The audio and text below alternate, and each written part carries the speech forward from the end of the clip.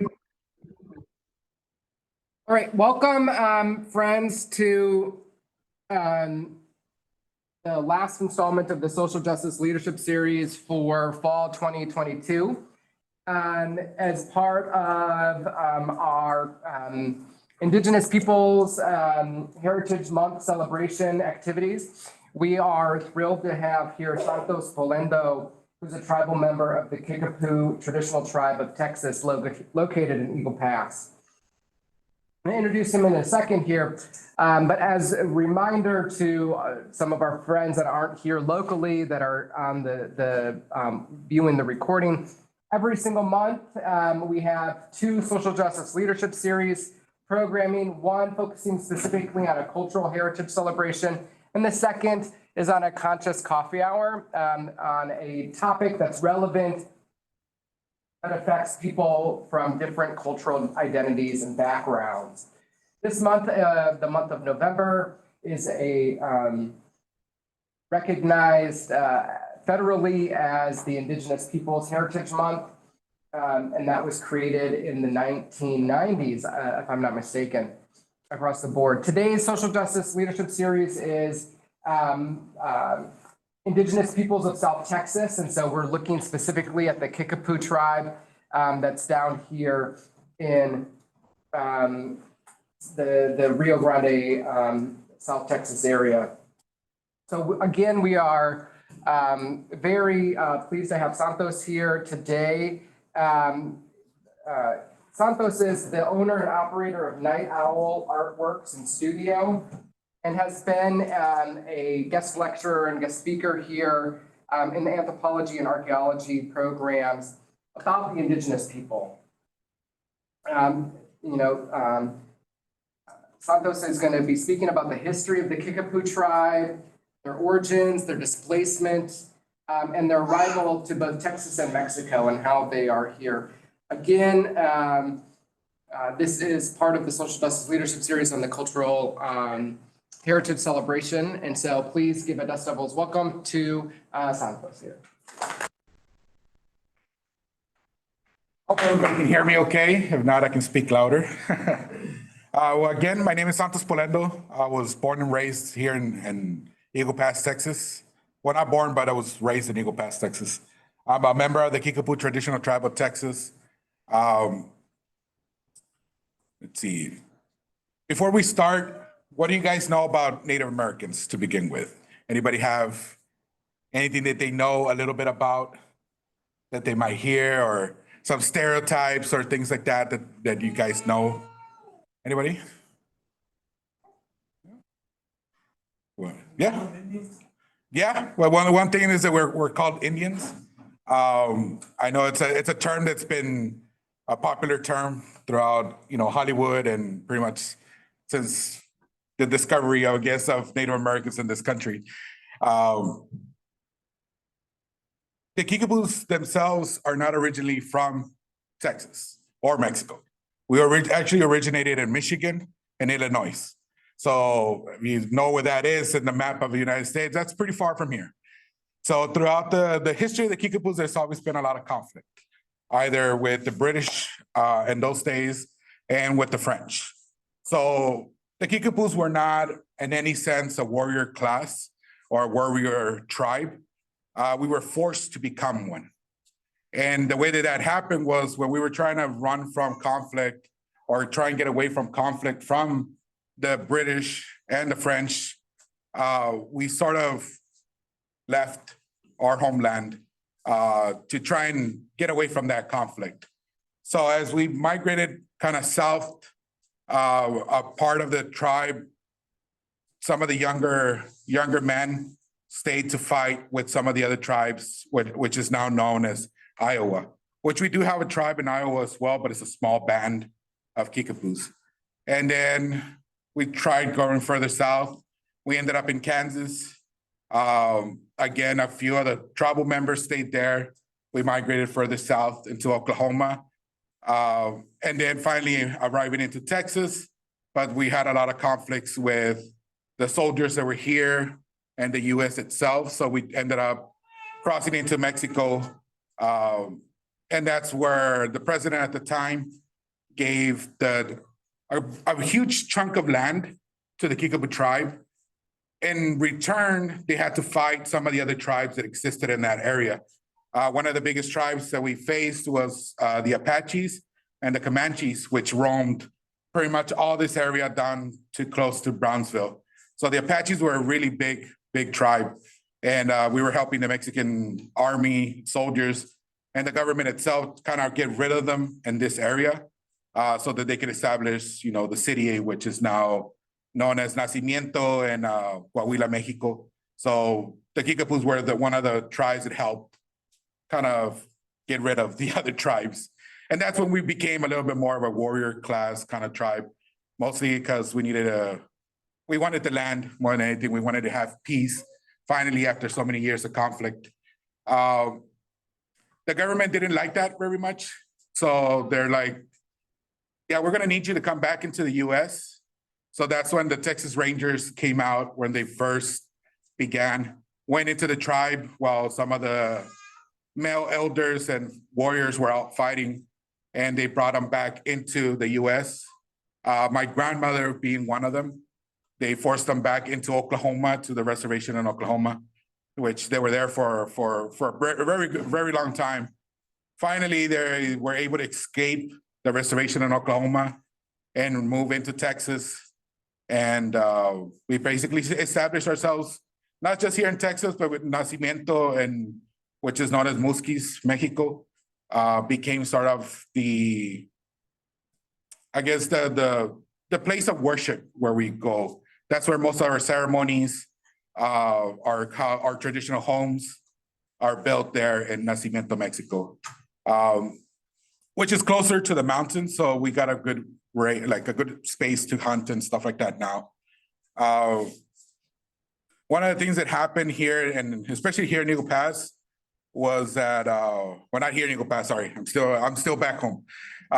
In Eagle Pass, the tribe needed somewhere to kind of come back and forth, because a lot of us, we were still going up north to work as migrant workers to try and get a little bit of income. In Mexico, it was very hard to earn some type of income. There wasn't really a lot of jobs for Native Americans. So we did what we could. We would sell cattle, beadwork, stuff like that, but we still needed a little bit of extra income. So a lot of the elders came to stay in Eagle Pass to earn some type of income, either through Social Security and stuff like that. So that's when that little tribe in Eagle Pass was right underneath the International Bridge. They stayed there for probably about, I'd say a little bit over 10 years, close to 15 years there. And, but it became kind of like an eyesore for the city of Eagle Pass, because the traditional homes were not, they were still made out of sticks and rope, which we call them tules. It's just sort of bamboo that grows on the side of the river, which grows in abundance here in the Rio Grande. So we use that to create our houses, our either winter homes or our summer homes. And there's a word for it in English called wikiums or wikiups, which is a loose translation of like multiple tribes that have that same type of houses. We just refer to them as homes, either a winter home or summer home. We really don't have a specific name to them. In no sense was the tribe ever a rich tribe in a sense of financial stability. A lot of us that grew up outside the tribe, like myself, we were still migrant workers. We would go up north, work, come back to Eagle Pass, stay here for what we call the winter, I guess, in Eagle Pass or in South Texas. And then as soon as the sun comes out or the time for the season again, we would leave again. Typical migrant workers, if you guys know any migrant workers, that's pretty much that's what we did. So part of the tribe, when it became such an eyesore for the city of Eagle Pass, they were giving another part of land outside of the city limits of Eagle Pass and into what's known as Maverick County itself. And it's still next to the river, which was something that we asked for. As tribal members, or at least as tribal people, we tend to stay close to nature and stuff like that. So the river has always been a really big part of our tribe, especially, growing the carrizos and all that stuff. We need that stuff. So that's why it was good to be near the river. So when we established a new tribe and outside of city limits, that's when we were able to get a casino started. It was a small little casino. I think this room was bigger than the casino back in those days. It didn't have a lot of slot machines. It didn't have a lot of stuff now. But eventually we started, financially getting a little bit more money coming in and stuff like that. We did have a problem since the tribe was not really, a lot of us weren't educated, especially our elders weren't really educated in the sense of the laws, the policies and stuff like that that are established here in the US. So we had to hire outside sources to come and help us develop. So the casino was actually not run by the Kickapoos. It was in Kickapoo land, but it was not run by the Kickapoos. It was run by a few, excuse me the term, but a few Mexican men that were running it. And unfortunately, they ended up embezzling a lot of the money that was coming from the casino, which put the casino in a really bad light because we lost a lot of money. This man decided on his own terms to steal that much money from the tribe. And now, after he was removed from the premises of the casino and the tribe itself, we have now what's sort of like our Independence Day that we celebrate, it happens every October. And it's we celebrate being free from having, people steal money from us kind of thing. So the casino improved. They demolished the old building. They built a new one. And now the casino that's established now, the Lucky Eagle Casino, is one of the biggest employers in Eagle Pass. So we went from being an eyesore that nobody wanted us in the city to now we employ about 10,000 people, which is, we bring about 75 to 80% of the income to Eagle Pass.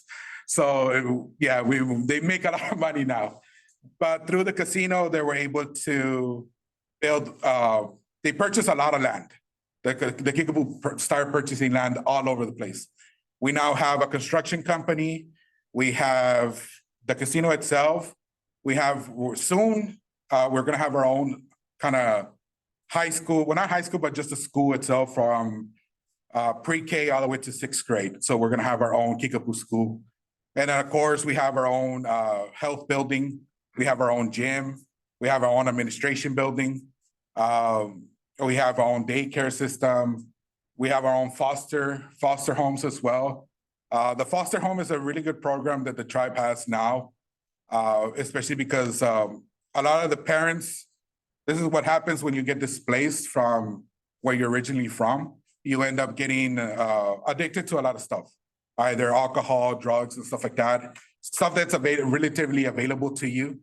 And as tribal members, you're in your 20s, you like to drink, and one thing leads to another. You end up having kids, you end up getting arrested, the kids are taken away from you, but they don't go into the regular foster system from the city, they go to our foster system, which means that the kids are placed in a home that is run by Kickapoos, the employees are Kickapoos, the cooks are Kickapoos, they still speak their Kickapoo language. And when the parents come out or the grandparents want to take the kids, they come pick up the kids, take them back to their home. So they're never away from their actual tribe, not compared to in the 70s and 80s, whenever someone would get arrested or they would lose custody of the children. What ends up happening is that they enter the foster system. So they get adopted by a non-Native American family.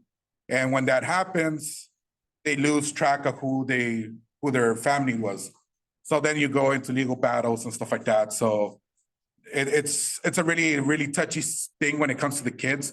But with our foster care system now that we have, we're able to keep them within the tribe itself. And my mom's one of the cooks for the kids and she loves her food. So one of the things that we don't have, like you normally would in other cultures, and we don't have a term like cousin or uncle.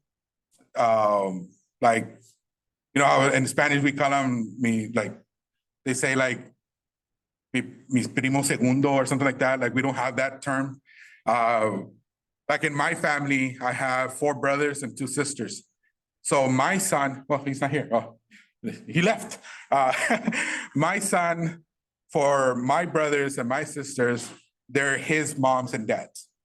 So we don't have a term of like, oh, that's your uncle, that's your aunt. Like it's just those are your dads, and that's your mom.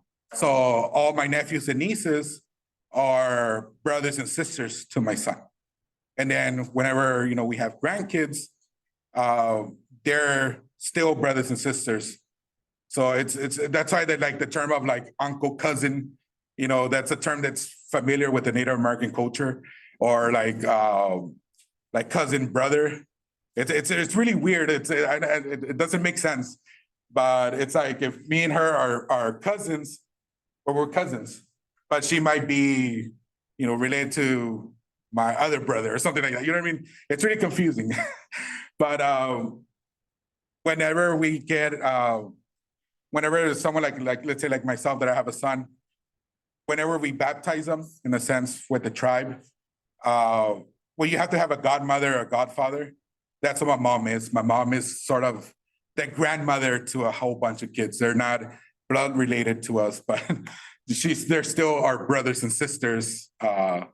And then we're kind of like the dads and uncles, or dad and moms to their kids. So it confuses a lot of stuff, because especially if you're trying to date within the tribe itself, you gotta ask like, who's your mom? Like, who's your grandma? It's like, okay, I have to call my mom and be like, hey, mom, is this girl? She's the daughter of this. And they're like, oh, no, that's your cousin. Like, but blood cousin or cousin? So it gets really confusing when it comes to the dating world within the tribe itself. Luckily, the tribe is composed of 4 actual tribes, or 4 families. That's what composes the Kickapoo tribe. I guess in the English term, they're called like clans, so tribal clans. So there's 4 different clans. They all originated from different parts, especially when we were forced back into Oklahoma and the reservation there. And the Oklahoma reservation, well, the big Oklahoma reservation, there was a whole bunch of different tribes. They had Seminoles, Comanches, Apaches, pretty much almost every tribe you can name has been in Oklahoma at one point or another.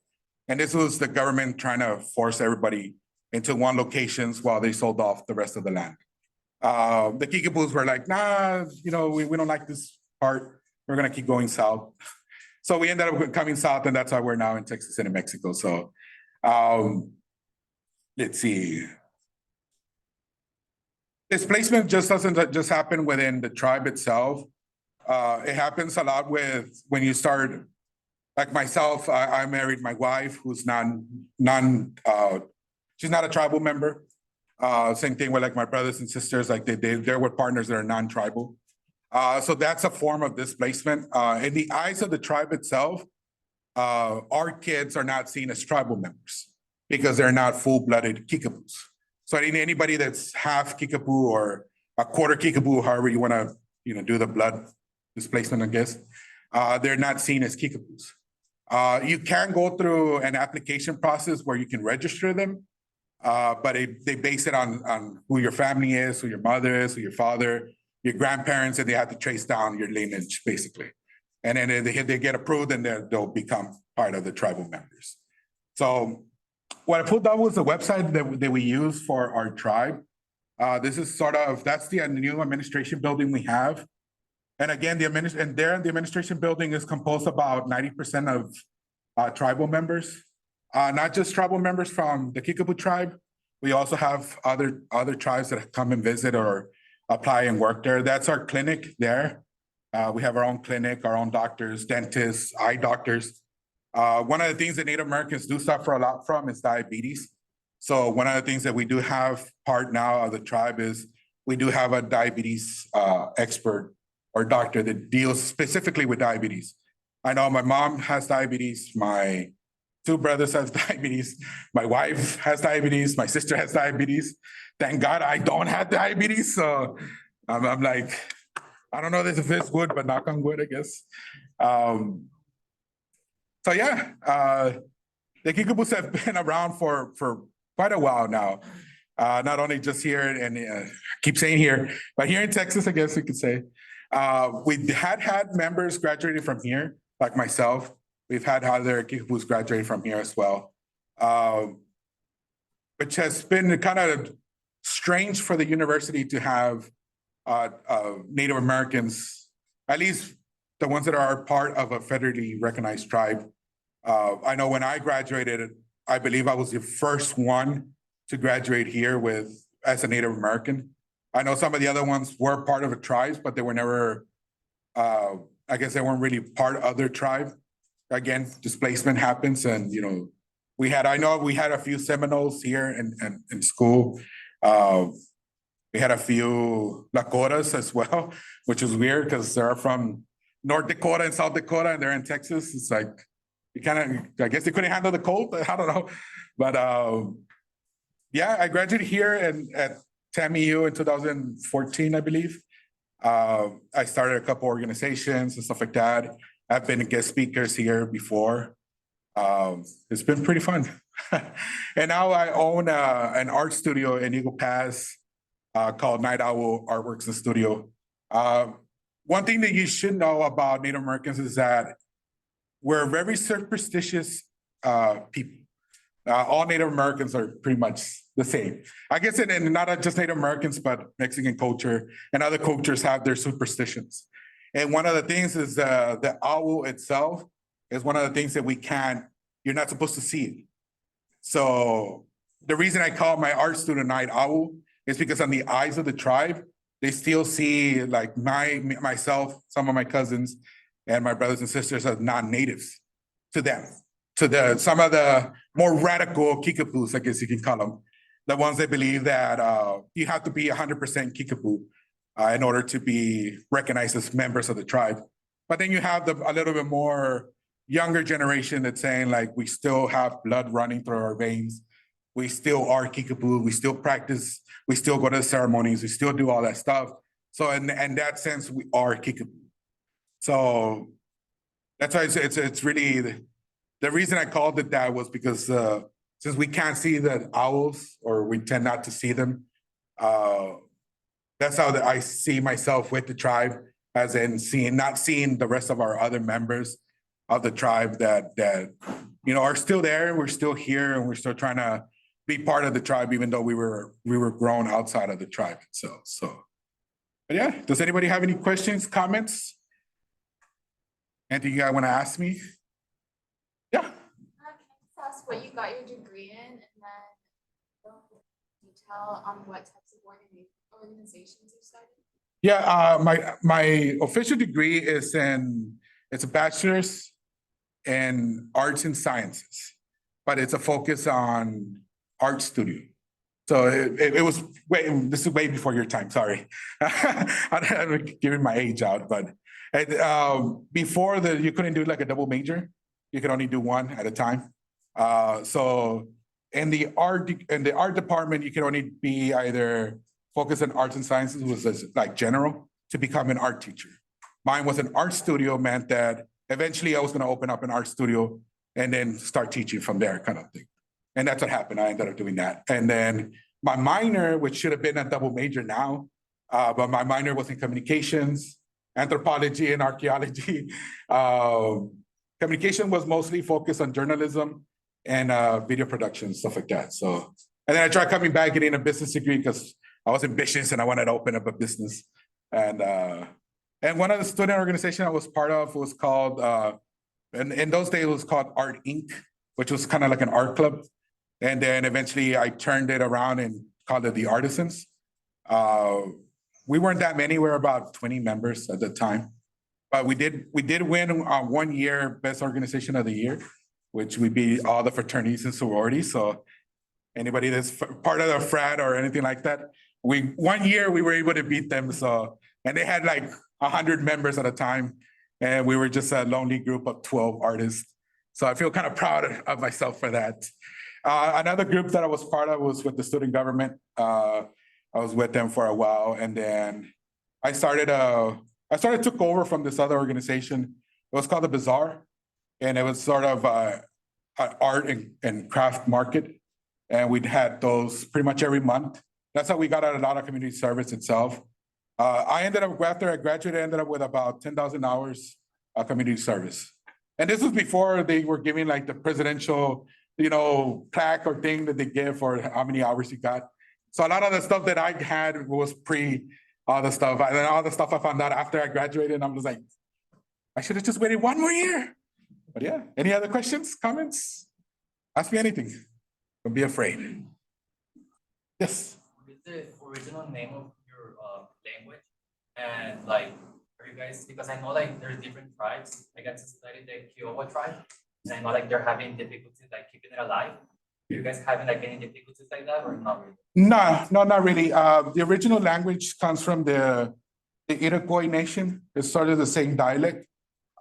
It sort of changed the further south we got, because some Kickapoos, we have an English accent, but the ones that live in Mexico have a Spanish accent. So the dialect changes a little bit, but the same pronunciations and stuff like that is still the same. So we don't have, our language and our history is not written. So you can't you could probably now Google it. It's probably someone that researched it and sort of wrote it without the tribe's permission, right? But we don't have it written down. We don't have our history or even our language. We don't have an alphabet for the tribe itself. So it's really hard to teach the Kickapoo language, because it's sort of like trying to learn Mandarin and like ancient Latin at the same time. So it's really hard to learn the language because there's certain things that there's not a Kickapoo word for certain things. So it's really hard to explain it because it's really hard to put a label on the language itself, because it's not just like certain things, like the word itself could have several meanings. It's almost like Chinese letters. Each symbol means a certain thing. That's how the Kickapoo language is like. So like a word like chikenu. Chikenu means like something small. But if you refer to like a child, then you say chikenu, and it's a small child, depending on what you're referring to. Like, how long is it going to take you? Chikenu. Like, a little bit of time. So depends on how you're phrasing it, that it changes the word itself. So I guess we don't have words. We just have sounds for things. I don't know how to explain it. It's very, very confusing language. So yeah. So yeah. Any other questions? Oh, yeah, go ahead. Well, I don't know if you want to address this, but you talked to me about some of the politics, within the tribe. Would you be comfortable talking about Politics in what sense? Sorry. so so that makes it harder to say I'm a member of the tribe, right? Because get the benefits. Yeah. Kids that are not registered, let's say like my son, he's not registered. So when he comes of age, he doesn't get any of the benefits that we get now. We get what's known as a stipend each month, which is just money that the casino makes. We get it for free, basically tax-free. And then of course we get, they'll give like Christmas bonuses and stuff like that. So we get stuff like that. So those are some of the benefits, even like when it comes to the healthcare itself, whenever we go to hospitals or stuff like that, we don't pay out of pocket. We just get sort of like a voucher, and the tribe pays for all the whole bill. My son, in that sense, he wouldn't be able to get that unless I register him. But again, it's a whole process, and it takes sometimes months to years before you get approved. And again, because you have to follow the lineage, so they would have to see who my mom was, who my dad is, my grandmother, my grandfather, and stuff like that. So it's a long process. So in order for him to get any other benefits, that's where the politics of it comes from. They're trying to change it, but it's really, really difficult to change something that's been established for more than 60 years now. So yeah. On that same topic, have you seen, because as a result of the the commodification of newer indigenous people because of the creation of the casino as a benefit for its people as a revenue stream to support them. Some of the I guess I would say traditional ancestry and some of the traditions that have historically been around and the individuals who lost as a result of that. Oh, no, we still practice, we still go to Mexico to practice any ceremonies and stuff like that. When someone passes away, we still do our funeral processing. Whenever someone's born, we do that. When someone marries, when someone's coming of age, we still do the same ceremonies. Nothing's changed. Even though the casino is still there, the casino is just funding or allowing us to take more members over to Mexico. Because a lot of them are either the elders can't travel or some of the kids can't travel. Where it is getting kind of lost a little bit is with the youth now, mostly because a lot of them don't want to travel to the ceremonies, either to the ones in Oklahoma or to the ones in Kansas. They don't like traveling. They're kind of forced because they live with their parents. But so yeah, when it comes to the traditions itself, from the language, the traditions, the house buildings, the beadwork, the food, all that stuff is still practiced the same. The only difference is that whenever we're at ceremonies, we don't have electronic devices with us. So we don't take video of what's happening. We'll take like a group photo before the ceremony starts and after the ceremony ends, but we never take photos or video of the actual ceremony process. And it's very few people are allowed to even go to the ceremonies. So non-tribal members are not allowed to go. The ones that are because they're related to someone of the tribe. So let's say like my wife, if I were to go to one of the ceremonies, my wife could go with me because I'm a tribal member. But I couldn't take like, let's say like her, oh, she wants to come and see it, like, let me take, no, we're not allowed to do that. There's certain things like, I just gave you a general idea what we are.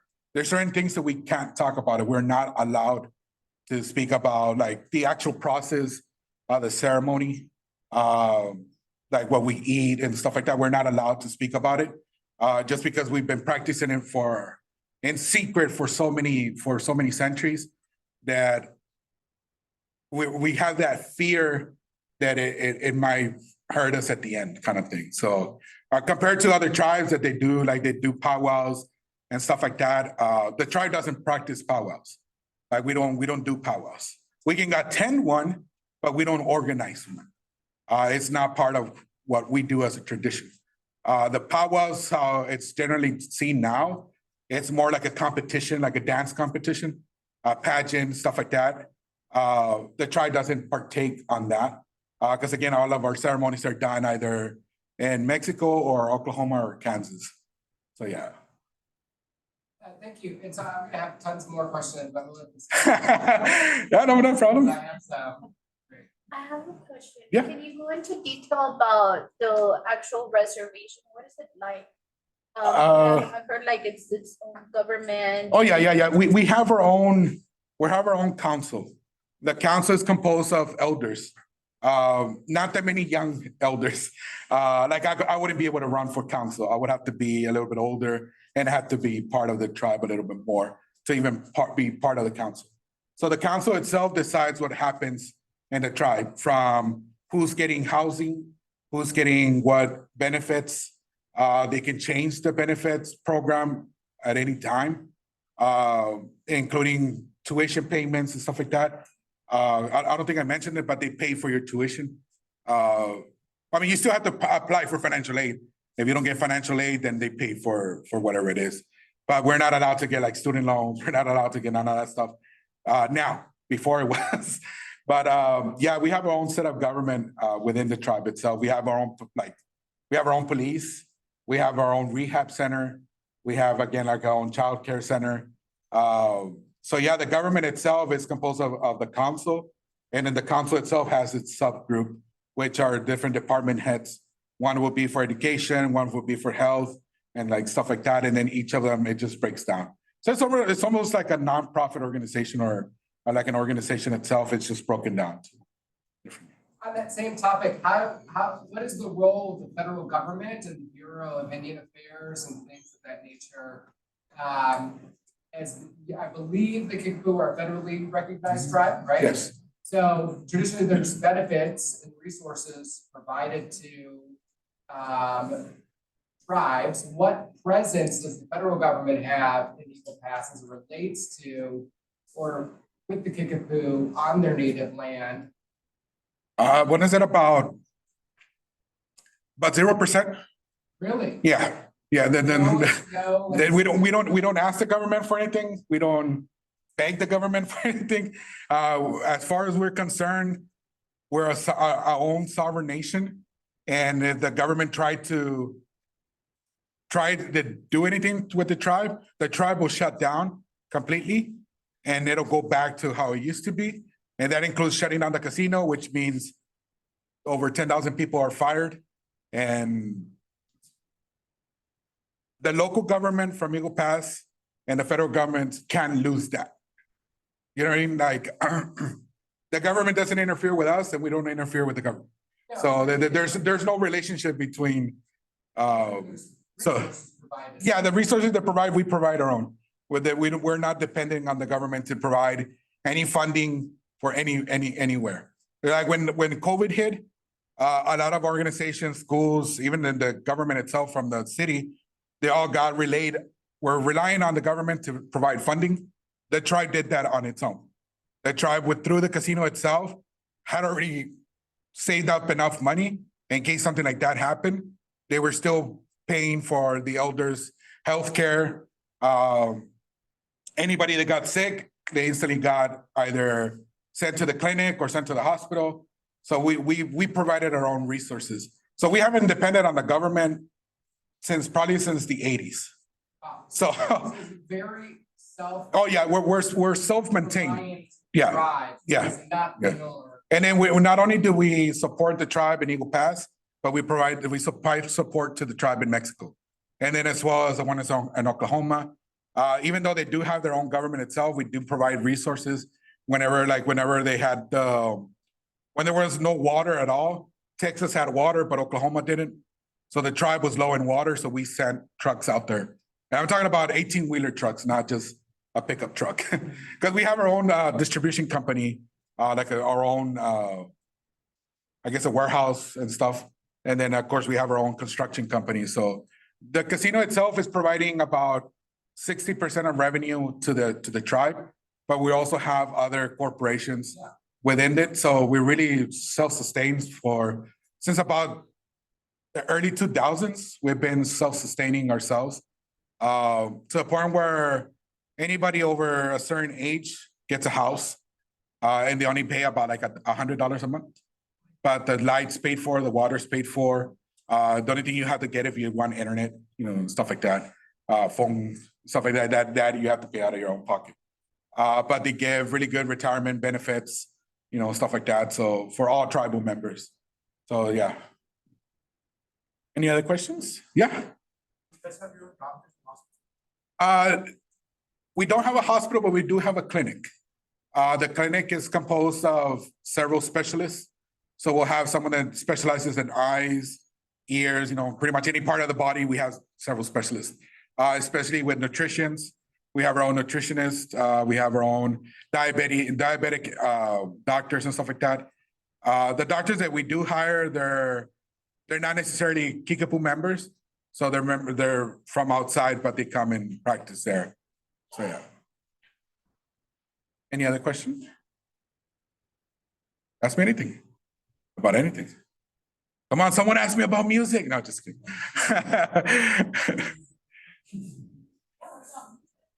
Well, the tribe itself does have a drum that we use. And the drum itself, have you never heard the Native American drum? And I was gonna bring mine, but I forgot. That's the heartbeat of the tribe itself. If you ever hear a Native American drum, the actual sound of the that's the heartbeat. And it's not just a heartbeat that we use to dance to, but it's the heartbeat of what we call Mother Earth and Father Sky. You know, it's the heartbeat of this world. That's what we hear. You know what I mean? So when it comes to music itself, we do have Native American rappers in our tribe, which is really interesting to see. We do have a few hip hop singers and stuff like that, R&B. A few techno nuts here and there. What else do we have? But overall, like we still keep our traditional music, which is something beautiful to see. Especially when we do presentations in schools for the kids and stuff like that, that they get really happy to see this big drum and, you know, just pounding the drum. It's really fun to hear and to see. Yeah. As far as some traditional. Our number one source of food that we eat is deer. So you can imagine my culture shock when I arrived to TAMU and I see deer running around. I was so tempted to just get one, got it, and then, you know, cut the meat and then take it to my mom and be like, let's make tamales, you know what I mean? But deer is one of the main things that we hunt. We do hunt bears in the Mexican tribe. We do go out in the mountains for that. What else? I mean, we don't hunt big game because there really isn't much, but we do the number one thing that we eat is deer meat, and we do like green chili stew, pecan bread, fry bread, which is like something that almost every tribe knows how to make now. Fry bread is just a tortilla that's been fried. That's pretty much, I mean, this is the easiest way I can explain it. Imagine like a funnel cake.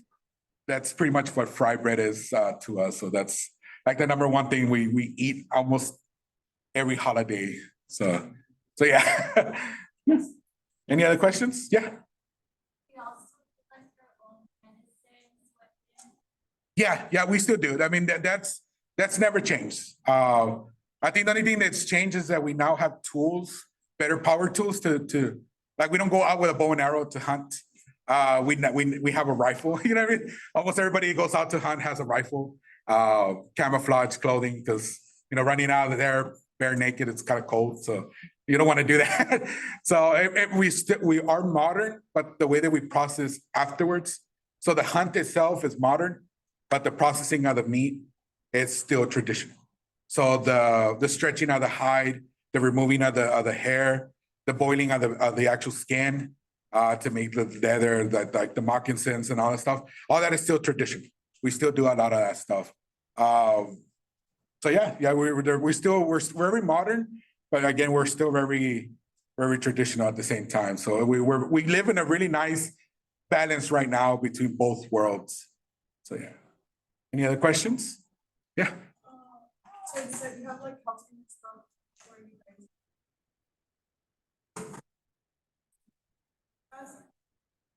Yeah. We still go to regular school. We still go to our regular daycare centers, pre-K, you know, kinder, first grade and sixth grade, middle school and high school. But everything's still the same. Once the school is built there at the tribe, then it's going to be a little bit different because it's going to be for the tribe only.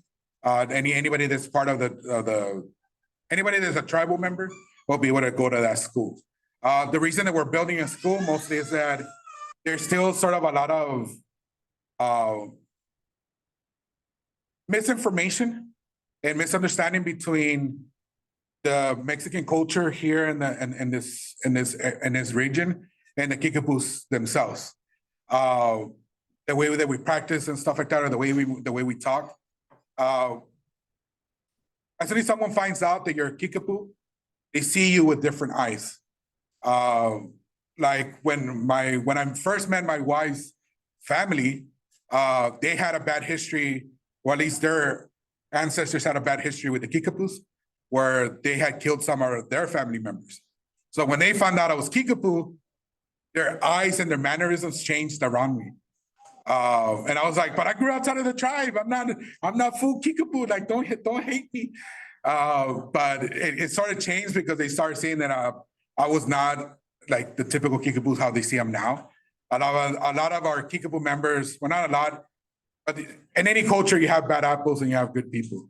So the bad apples always bring a bad name to the tribe, And that's why whenever they hear that, oh, you're a Kickapoo, they instantly think, oh, you're a drunk, you're a drug addict, you're always killing people, or you're always doing this. And so there's a bad label when it comes to the Kickapoo name itself. And then there's good things about the tribe itself. That's why the tribe has tried to sort of flip the switch and do something good for the community. That's why the casino, it's allowing more people to get employed that are non-tribals. So that, you know, we're trying to build a good relationship with the city of Eagle Pass. Even though you're talking about hundreds of years of bad history between them. So yeah. But yeah, we attend regular school, so yeah.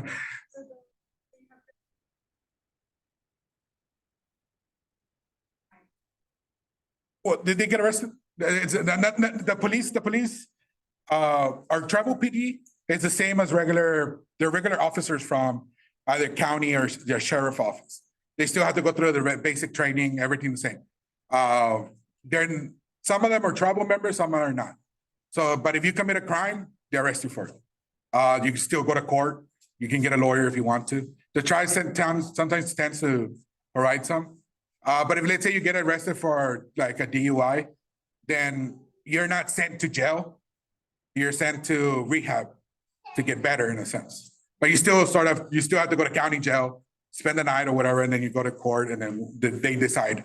The court system is still the same as the regular US court system. So nothing really, and the legal sense of that way is still the same. Everything's still the same. So yeah. Yes. Over here, and that will be the last question. Wanderer. That's what the Kickapoo, it's a rough translation. Because the first part of the kick and then the poo, it means like the person that wanders in a sense. So that's like a rough translation. Because the tribe itself was never a tribe that stayed in one place. We had our summer homes and our winter homes. We would travel a lot to either to hunt and then to farm and stuff like that. So we would move around a lot within that region until the wars happened and we had to move out of that area because we didn't want our tribes to sort of, suffer in that sense. Yeah. So the Wanderers, it's such an interesting piece, the Wanderers, right? So, but originally coming from Michigan, And Illinois, right, and maybe a little bit of Ohio, I'm guessing, because of right through Yeah. there. So the Midwest and ending up here, in some ways, a dual nation, or dual citizenship, or really triple citizenship in many ways. The last thing I kind of want you to hit on is because you have a location that, with the tribe, so this is the Kickapoo traditional tribe of Texas, right, located in Eagle Pass. You have some you set up in Oklahoma, and Kansas, and then also in Mexico. Do you, as a member of the Kickapoo traditional tribe of Texas, get citizenship, like Mexican citizenship and US citizenship? That's such a unique thing. I was thinking about that of like, because, and that's only here on the border, right? And we Yeah. think about that, and the different tribal, members and, the different tribes that I've worked with and at other institutions, like Washington State University or University of Oregon, there's a lot of tribal area in the Pacific Northwest. They don't have a lot of that border issue, right? But here, because we're on the border and you have an indigenous people to this area, they would get citizenship. So this is kind of maybe that. But I greatly appreciate you coming in here today. Once again, let's give Santos a very big festival. Thank you for coming in here. For those of you who have not signed in already, there is a sign-in sheet somewhere here for the food. You need to sign in for credit as well. So if you're looking for credit for the Social Justice Leadership Series, we'll do that as well. But next spring, we will start up in February celebrating Black History Month. And so we hope you have a good rest of your finals. Happy holidays to everybody. So enjoy. Thank you all very much. Really appreciate it.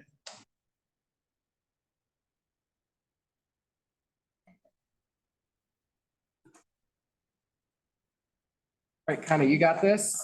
I'm gonna end it, okay? Okay.